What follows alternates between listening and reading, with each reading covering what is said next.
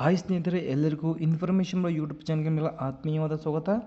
ಆರೋಗ್ಯ ಮತ್ತು ಕುಟುಂಬ ಕಲ್ಯಾಣ ಇಲಾಖೆ ಜಿಲ್ಲಾ ಆರೋಗ್ಯ ಮತ್ತು ಕುಟುಂಬ ಕಲ್ಯಾಣ ಅಧಿಕಾರಿಗಳ ಕಾರ್ಯಾಲಯ ಮೈಸೂರು ಇಲ್ಲಿ ಖಾಲಿ ಇರತಕ್ಕಂಥ ಕಿರಿಯ ಪ್ರಯೋಗಶಾಲಾ ತಾಂತ್ರಿಕ ಅಧಿಕಾರಿ, ಫಾರ್ಮಸಿ ಅಧಿಕಾರಿ ಮತ್ತು ಶಿಕ್ಷಣಾಧಿಕಾರಿಗಳಿಗೆ ಹುದ್ದೆಗಳಿಗೆ ಇಲ್ಲಿ ಅರ್ಜಿಗಳನ್ನು ಆಹ್ವಾನಿಸಲಾಗಿದೆ. ಅದರ ಬಗ್ಗೆ ಈ ಒಂದು ವಿಡಿಯೋದಲ್ಲಿ ಸಂಪೂರ್ಣವಾದ ಮಾಹಿತಿಯನ್ನು ತಿಳಿಸ್ತೇನೆ. ಸ್ಕಿಪ್ ಮಾಡದ ವಿಡಿಯೋವನ್ನು ಸಂಪೂರ್ಣವಾಗಿ ನೋಡಿ. ಇದೇ ಥರದ ಹೆಚ್ಚಿನ ಉದ್ಯೋಗ ಮಾಹಿತಿಗಳನ್ನು ಕನ್ನಡದಲ್ಲಿ ತಿಳಿಯಲು ಇನ್ಫಾರ್ಮೇಷನ್ ಯೂಟ್ಯೂಬ್ ಚಾನಲ್ ಸಬ್ಸ್ಕ್ರೈಬ್ ಆಗಿಲ್ಲ ದಯವಿಟ್ಟು ಸಬ್ಸ್ಕ್ರೈಬ್ ಮಾಡಿ ಬರ್ತಕ್ಕಂಥ ಬೆಲ್ ಐಕನ್ ಕೂಡ ಕ್ಲಿಕ್ ಮಾಡ್ಬೋದು. ನೇಮಕಾತಿ ಪ್ರಕಟಣೆ ದಿನಾಂಕ ನೋಡಿ 18/8/2026 ದಿನಾಂಕದಂದು ಪ್ರಕಟಣೆ ಆಗಲಿದೆ. ನೋಡಿ, ಅರ್ಜಿ ವಿತರಿಸುವ ದಿನಾಂಕಗಳನ್ನು ನೋಡ್ತಾ ಹೋಗೋದಾದರೆ ನೋಡಿ 20/8/2026 ಬೆಳಗ್ಗೆ 10ರಿಂದ 29/8/2026 ಅರ್ಜಿಗಳನ್ನು ಸ್ವೀಕರಿಸುವ ಕೊನೆಯ ದಿನಾಂಕ 29/8/2026 ಸಂಜೆ 5:30 ಅರ್ಜಿಗಳನ್ನು ಇಲ್ಲಿ ಸ್ವೀಕರಿಸಲಾಗುತ್ತೆ. ಅರ್ಜಿ ಸಲ್ಲಿಸುವ ಸ್ಥಳ ನೋಡಿ, ಆಫ್ಲೈನ್ ಮೂಲಕ ನೀವು ಇಲ್ಲಿ ಅರ್ಜಿಗಳನ್ನು ಸಲ್ಲಿಸ್ಕೊಳ್ಬೇಕಾಗತ್ತೆ. ಜಿಲ್ಲಾ ಆರೋಗ್ಯ ಮತ್ತು ಕುಟುಂಬ ಕಲ್ಯಾಣ ಅಧಿಕಾರಿಗಳ ಕಚೇರಿ, NPC ಆಸ್ಪತ್ರೆ ಆವರಣ, ನಜರಾಬಾದ್, ಮೈಸೂರು. ಇಲ್ಲಿ ನೀವು ಆಫ್ಲೈನ್ ಮೂಲಕನೇ ಹೋಗಿ ಅಲ್ಲೇ ಫಾರ್ಮೆಟನ್ನು ಫಿಲ್ ಮಾಡಿ ಅರ್ಜಿಗಳನ್ನು ಸಲ್ಲಿಸ್ಕೊಳ್ಬೇಕಾಗತ್ತೆ. ಡೇಟ್ ನೋಡಿ, ಸ್ಟಾರ್ಟಿಂಗ್ ಡೇಟ್ ಬಂದ್ಬಿಟ್ಟು 20/8/2026 ಆಗಿದ್ರೆ ಲಾಸ್ಟ್ ಡೇಟ್ ಬಂದ್ಬಿಟ್ಟು ಇಲ್ಲಿ 29/8/2026 ಸಂಜೆ 5:30 ನೀವು ಇಲ್ಲಿ ಆಫ್ಲೈನ್ ಮೂಲಕ ಅರ್ಜಿಗಳನ್ನು ಸಲ್ಲಿಸ್ಕೊಳ್ಬೋದು. ಮೂಲ ದಾಖಲಾತಿಗಳ ಪರಿಶೀಲನೆಗೆ ಹಾಜರಾಗುವ ದಿನಾಂಕ ನೋಡಿ, ಇಂಟರ್ವ್ಯೂ ಇರುತ್ತೆ. 31/8/2026 ಬೆಳಗ್ಗೆ 10 ಗಂಟೆಗೆ ನೀವು ಹೋಗಿ ಮೂಲ ದಾಖಲಾತಿಗಳನ್ನು ಅಲ್ಲಿ ನಿಮಗೆ ಪರಿಶೀಲನೆಗೆ ಕರೀತಾರೆ ಸ್ನೇಹಿತರೆ. ಹುದ್ದೆಗಳ ವಿವರ, ಸಂಖ್ಯೆ ಮತ್ತು ವಿದ್ಯಾರ್ಥಿ ವೇತನ ನೋಡ್ತಾ ಹೋಗಿ. ಕಿರಿಯ ಪ್ರಯೋಗಶಾಲಾ ತಾಂತ್ರಿಕ ಅಧಿಕಾರಿ 23 ಹುದ್ದೆಗಳು ಖಾಲಿ ಇದ್ದರೆ ಇವರಿಗೆ ವಿದ್ಯಾರ್ಥಿ ನೋಡಿ ಡಿಪ್ಲೊಮಾ ಇನ್ ಲ್ಯಾಬೊರೇಟರಿ ತಾಂತ್ರಿಕ ವಿದ್ಯಾರ್ಥಿಯನ್ನು ಕರ್ನಾಟಕ ಸರ್ಕಾರದಿಂದ ಮಾನ್ಯತೆ ಪಡೆದ ಶಾಲೆಯಲ್ಲಿ ಮಾತ್ರ ಪಡೆದಿರಬೇಕು. ಇದು ವಿದ್ಯಾರ್ಥಿ ಕಿರಿಯ ಪ್ರಯೋಗಶಾಲಾ ತಾಂತ್ರಿಕ ಅಧಿಕಾರಿಯಾಗಿರುತ್ತೆ ಸ್ನೇಹಿತರೆ.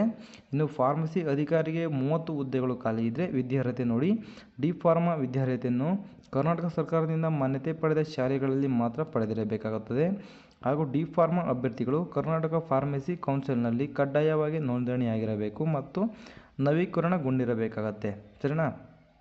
ಡಿ ಫಾರ್ಮಾ ಆದಂಥ ಅಭ್ಯರ್ಥಿಗಳು ಅರ್ಜಿಗಳನ್ನು ಸಲ್ಲಿಸ್ಕೊಳ್ಬೋದು. ಶುಶ್ರೂಷಣಾಧಿಕಾರಿಗಳು 16 ಹುದ್ದೆಗಳು ಖಾಲಿ ಇವೆ. ನರ್ಸಿಂಗ್ ವಿದ್ಯಾರ್ಥಿಯನ್ನು ಕರ್ನಾಟಕ ಸರ್ಕಾರದಿಂದ ಮಾನ್ಯತೆ ಪಡೆದ ಶಾಲೆಗಳಲ್ಲಿ ಮಾತ್ರ ಪಡೆದಿರಬೇಕು.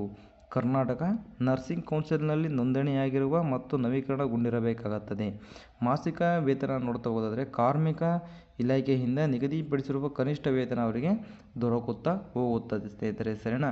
ಇನ್ನು ಆಸಕ್ತಿ ಉಳ್ಳಂಥ ಅಭ್ಯರ್ಥಿಗಳು ದಯವಿಟ್ಟು ಹೋಗಿ ಆಫ್ಲೈನ್ ಮೂಲಕ ನೀವು ಅರ್ಜಿಗಳನ್ನು ನೀವು ಸಲ್ಲಿಸಿಕೊಳ್ಬೇಕಾಗತ್ತೆ. ಇನ್ನು ವಯೋಮಿತಿ ಬಗ್ಗೆ ನೋಡ್ತಾ ಹೋದರೆ ಕನಿಷ್ಠ ವಯೋಮಿತಿ ನಿಮಗೆ ಇಲ್ಲಿ ನೋಡಿ 13/5/2026 ಮೀಸಲಾತಿಯನ್ನು ನಿಗದಿಪಡಿಸಲಾಗುವುದು.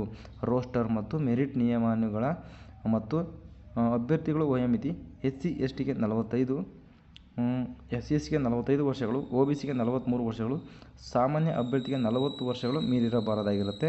ಹೆಚ್ಚಿನ ಮಾಹಿತಿಗಾಗಿ ಜಿಲ್ಲಾ ಆರೋಗ್ಯ ಮತ್ತು ಕುಟುಂಬ ಕಲ್ಯಾಣಾಧಿಕಾರಿಗಳ ಕಚೇರಿ ಮೈಸೂರು ಇಲ್ಲಿ ಕಚೇರಿ ವೇಳೆಯಲ್ಲಿ ಸಂಪರ್ಕಿಸಬೇಕಾಗುತ್ತದೆ ಹೆಚ್ಚಿನ ಮಾಹಿತಿಗಾಗಿ. ಸರಿನಾ? ನೀವು ಏನಾದರೂ ಡೌಟ್ಸ್ ಇತ್ತು ಅಂತಂದರೆ ನೀವು ಅರ್ಜಿ ಹಾಕಲಿಕ್ಕೆ ಹೋದಾಗಲೇ ನೀವು ಅಲ್ಲೇ ಕೂಡ ನಿಮ್ಮ ಒಂದು ಪ್ರಾಬ್ಲಮ್ನ ಸಾಲ್ವ್ ಕೂಡ ಮಾಡ್ಕೋಬೋದು ಅಂತೇಳಿ ಮಾಹಿತಿಯನ್ನು ಕೊಟ್ಟಿರ್ತಾರೆ.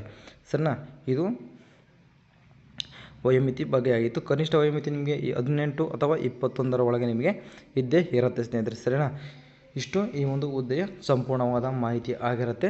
ದಯವಿಟ್ಟು ಹೋಗಿ ಜಿಲ್ಲಾ ಆರೋಗ್ಯ ಮತ್ತು ಕುಟುಂಬ ಕಲ್ಯಾಣಾಧಿಕಾರಿ ಕಚೇರಿ, NPC ಆಸ್ಪತ್ರೆ ಆವರಣ, ನಜರಾಬಾದ್, ಮೈಸೂರು. ಇಲ್ಲಿ ನೀವು ಆಫ್ಲೈನ್ ಮೂಲಕ ಅರ್ಜಿಗಳನ್ನ ಸಲ್ಲಿಸ್ಕೊಳ್ಬೋದು. ಸರಿನಾ? ಇಷ್ಟು ಈ ಒಂದು ಹುದ್ದೆಯ ಸಂಪೂರ್ಣವಾದ ಮಾಹಿತಿ. ಇದೇ ಥರದ ಹೆಚ್ಚಿನ ಉದ್ಯೋಗ ಮಾಹಿತಿಗಳನ್ನು ಕನ್ನಡದಲ್ಲಿ ತಿಳಿಯಲು ಇನ್ಫಾರ್ಮೇಷನ್ ಯೂಟ್ಯೂಬ್ ಚಾನಲ್ ಸಬ್ಸ್ಕ್ರೈಬ್ ಆಗಿಲ್ಲ ದಯವಿಟ್ಟು ಸಬ್ಸ್ಕ್ರೈಬ್ ಮಾಡಿ ಬರ್ತಕ್ಕಂಥ ಬೆಲ್ ಐಕನ್ ಕೂಡ ಕ್ಲಿಕ್ ಮಾಡ್ಬೋದು ಅಂತ ಹೇಳ್ತಾ ವಿಡಿಯೋ ಮುಗಿಸ್ತೇನೆ. ಸಿಗೋಣ ಮುಂದಿನ ವಿಡಿಯೋದಲ್ಲಿ. ಅಲ್ಲಿವರೆಗೂ ಬಾಯ್.